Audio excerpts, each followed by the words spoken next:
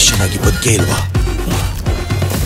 ಇಲ್ಲ, ನಾನು ಮನುಷ್ಯನಾಗಿ ಬದುಕಿದ್ದಕ್ಕಿಂತ ರಾಕ್ಷಸನಾಗಿ ಬದುಕಿದ್ದೆ ಹೆಚ್ಚು.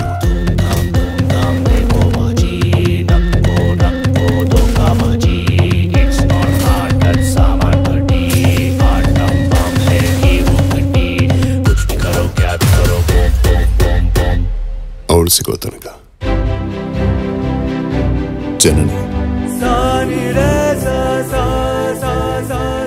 ನಿಮ್ಮನ್ನು ನೋಡಿದ್ರೆ ಭಯ ಆಗ್ತಿದ್ಯಾ?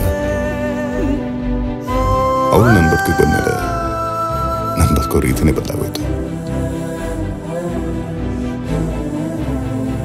ಅನಾಥ ಅನ್ನೋ ಪಟ್ಟ ಕಳೆದು ನನಗೆ ಸಂಬಂಧಗಳನ್ನ ಕಟ್ಕೊಟ್ಟಿದ್ದೆ ಅವಳು. ತುಂಬಾ ಖುಷಿಯಾಗಿದ್ವಿ.